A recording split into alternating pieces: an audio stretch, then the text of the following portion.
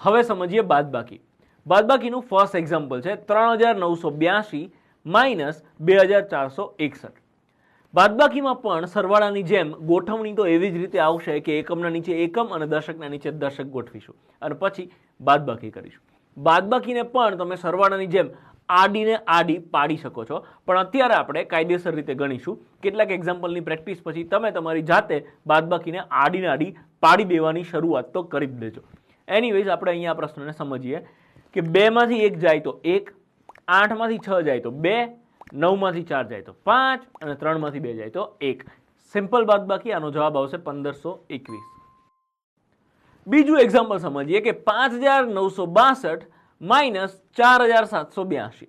આમાં પણ એકમના નીચે એકમ દશકના નીચે દશક વાળી સિસ્ટમ ફોલો કરીને બાદબાકીની શરૂઆત કરીશું. 2 માંથી 2 જાય તો 0, 6 માંથી 8 જાય તો ના જાય, 6 માંથી 8 જશે નહીં. તો જ્યારે કોઈ અંકમાંથી બીજો અંક બાદ ના થાય ત્યારે આપણે શું કરીશું?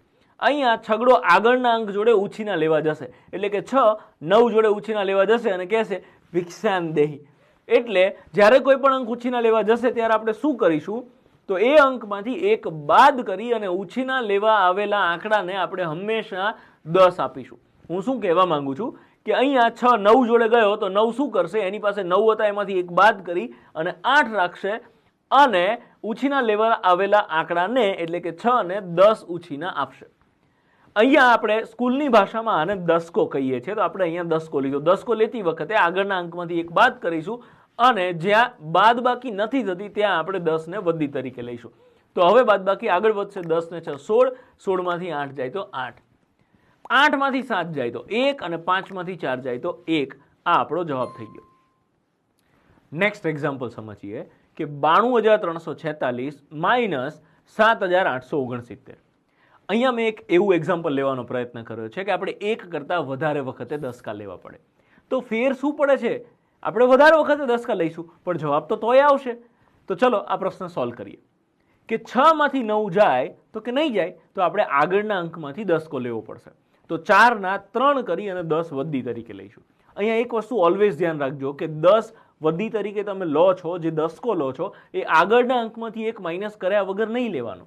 કેમ કે જો ઉતાવળમાં એ માઇનસ કર્યા વગર તમે લઈ લીધો તો નેક્સ્ટ સ્ટેપમાં તમે 4 માંથી 6 માઇનસ કરશો અને જવાબ ખોટો આવશે અને પછી ફરીથી તો ગણવો જ પડશે. એટલે ખોટી ઉતાવળ કરવાના બદલે પૂરતો સમય આપી અને પહેલી વારમાં જવાબ સાચો આવે એવો પ્રયત્ન કરવાનો. ધીરે ધીરે પ્રેક્ટિસ કર્યા પછી સ્પીડ તો ભયંકર આવવાની જ છે. પહેલા ફોકસ આપણે એક્યુરેસી પર કરીશું. જો એક્યુરેસી આવી જશે તો સ્પીડ તો ભયંકર આવશે, એ મારી જવાબદારી. એનીવેઝ આ ક્વેશ્ચનમાં દસકો તમે લીધો તો 10 ને 6 16, 16 માંથી 9 જાય તો 7, 3 માંથી 6 જાય તો કે નહીં જાય, તો આપણે આગળના અંકમાંથી દસકો લઈશું. તો 3 ના 2 કરીશું અને 10 વધી તરીકે લઈશું. 10 ને 3 13, 13 માંથી 6 જાય તો 7, 2 માંથી 8 જાય તો કે નહીં જાય, ફરી આપણે દસકો લઈશું. તો 2 ના 1 કરીને 10 વધી તરીકે લઈશું.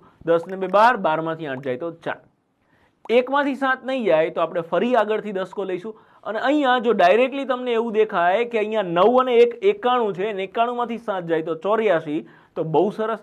અને અધરવાઇઝ આપણે દસકાવાળી સિસ્ટમ ફોલો કરી શકીએ છીએ કે 1 માંથી 7 જાય તો કે નહીં જાય, તો આગળના અંકમાંથી દસકો લેવો પડશે. તો 9 ના 8 અને 10 વધી તરીકે લઈશું. 10 ને 11 માંથી 7 જાય તો 4 અને 8 ના 8, તો 84,477 એ તમારો જવાબ થશે.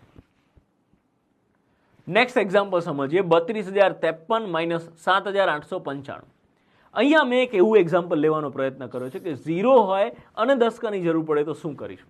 તો ચલો આ જ ઉદાહરણમાં સમજીએ. 3 માંથી 5 જાય તો કે નહીં જાય, તો આપણે આગળના અંકમાંથી દસકો લેવો પડશે. તો 5 ના 4 કરીને 10 વધી તરીકે લઈશું.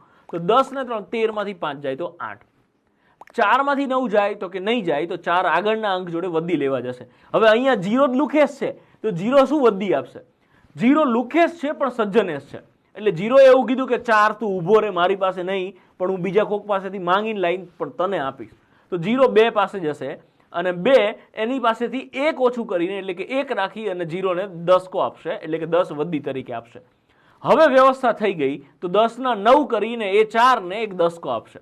તો હવે આપણે દાખલો આગળ વધારી શકીશું કે 10 ને 4 14, 14 માંથી 9 જાય તો 5, 9 માંથી 8 જાય તો 1 અહીંયા 1 માંથી 7 બાદ નહીં થાય તો વળી પાછો આપણે દસકો લેવો પડશે, અને જો દસકો ના લેવો હોય ને તમે ડાયરેક્ટ જોઈને કહી શકો કે 31 માંથી 7 જાય તો 24, તો બહુ સરસ. અને અધરવાઇઝ આપણે આપણી સિસ્ટમ પ્રમાણે દસકો લઈને આગળ વધી શકીએ છીએ કે 1 માંથી 7 જાય તો કે નહીં જાય તો આગળના અંકમાંથી તમે દસકો લો તો 3 ના 2 થશે અને 1 ઉપર 10 વધી તરીકે મળશે. તો અહીંયા 10 ને 1 11, 11 માંથી 7 જાય તો 4 અને 2 માંથી કંઈ ના જાય તો 2. 24,158 એ તમારો જવાબ થશે. તો આ તો આપણે ખાલી કન્સેપ્ટ સમજ્યા કે 0 હોય ત્યારે દસકાની સિસ્ટમ શું હશે. પણ હવે આપણે આ પ્રશ્ન ગણીશું કેવી રીતે. તો સેકન્ડ સ્ટેપમાં આપણે એવું આવતું હતું કે 4 માંથી 9 જાય તો કે નહીં જાય તો આપણે આગળથી દસકો લેતા હતા. તો આગળ 0 હતો તો ત્યાંથી તમને દસકો નહીં મળે, તો આપણે સીધા જ્યાંથી દસકો મળે છે ત્યાં પહોંચી જઈશું, એટલે કે 2 ના 1 કરી અને જ્યાં દસકાની જરૂર છે ત્યાં 10 લઈશું અને વચ્ચે જેટલા 0 આવે એ બધાને આપણે જલસા કરાવી દઈશું. એટલે કે વચ્ચે 2 0 આવતા હોય કે 1 0 આવતા હોય ત્યાં આપણે 9 મૂકી અને આગળ વધીશું. એક બીજા એક્ઝામ્પલ સાથે સમજો. ધારો કે હું તમને એવું કહું છું કે 53,004 માઇનસ 9, તો અહીંયા 4 માંથી 9 બાદ થાય તો કે નહીં થાય. તો આપણે શું કરીશું, સીધા 3 જોડે જતા રહીશું અને 3 જોડેથી દસકો લઈશું. તો 3 ના 2 અને 4 ની ઉપર આપણે દસકો લઈશું. વચ્ચે 2 0 આવ્યા તો બંને 0 જલસા કરાવી દો. 0 ના ઉપર 9 અને બીજા 0 ઉપર પણ 9, અને આ સિસ્ટમથી પછી આપણે દાખલો ગણી શકીએ છીએ. નેક્સ્ટ અને લાસ્ટ એક્ઝામ્પલ સમજીએ એટલે બાદબાકીનો કન્સેપ્ટ પૂરો થાય કે 1 લાખ માઇનસ 69,247, તો બાદબાકીનો જવાબ શું આવશે. 0 માંથી 7 જાય તો કે નહીં જાય તો આપણે સીધા 1 પાસે જતા રહીશું. 1 માંથી 1 માઇનસ કરી દો 0, અને જ્યાં દસકાની જરૂર પડે છે ત્યાં આપણે 10 લઈશું. વચ્ચેવાળા બધા 0 ને 9 9 9 9 આપી અને જલસા કરાવી દઈશું. અને હવે આપણે બાદબાકી કરી નાખીએ કે 10 માંથી 7 જાય તો 3, 9 માં 4 જાય તો 5, 9 માં 2 જાય તો 7, 9 માં 9 જાય તો 0 અને 9 માંથી 6 જાય તો 3. સાહેબ આ બધા 0 પર 9 લીધા તો છેલ્લા 0 માં 10 ની જગ્યાએ 9 ના જીગા, એવું નહીં થાય. આ જીગાને જે પ્રશ્ન થયો એ પ્રશ્ન કદાચ તમને પણ થતો હોય તો ચલો આપણે આ બાદબાકી કન્સેપ્ટ વાઇઝ સમજીએ. ધારો કે હું ફરીથી આ ક્વેશ્ચન ગણું કે 1 લાખ માઇનસ 69,247, તો 0 માંથી 7 બાદ ના થાય તો કન્સેપ્ટ શું કહે છે કે 0 એના આગળના અંક પાસે જશે. હવે એની પાસે બી કાંઈ નથી તો એ એના આગળના અંક પાસે જશે, એની પાસે પણ કાંઈ નથી એના આગળના અંક પાસે, એના આગળના અંક પાસે, અને લાસ્ટ વાળો 0 એના આગળના અંક પાસે, એટલે કે 1 પાસે જશે ત્યાં મેળ પડશે. ત્યાં સુધી બધાએ આગળના અંક પાસે મદદ માટે જવું પડશે. તો 1 હવે 1 બાદ કરીને 0 રાખશે અને પહેલા 0 ને 10 આપશે. હવે એ શું કરશે કે એના આગળવાળો 0 એની રાહ જોઈને બેઠો હતો, એટલે આ 10 માંથી 1 બાદ કરીને 9 રાખશે, આને 10 આપશે. એ 10 માંથી 1 બાદ કરીને 9 રાખીને આને 10 આપશે. એ 10 માંથી 1 બાદ કરીને આને 10 આપશે. એક 10 માંથી આને 10 આપશે. હવે આને કોઈને કશું આપવાનું થતું નથી, એટલે ત્યાં 10 ના 9 નહીં થાય અને ત્યાં 10 ના 10 જ રહેશે. સમજો જીગા? હા, હવે ઘૂઘરા જેવું હો સાહેબ. સરવાળા અને બાદબાકીના કેટલાક એક્ઝામ્પલ્સની પીડીએફ અહીંયા આપેલી છે. એક્ઝામ્પલ્સ સોલ્વ કરો, તમારા આન્સર્સ ટેલી કરો અને પછી ત્યાંથી આગળ વધો.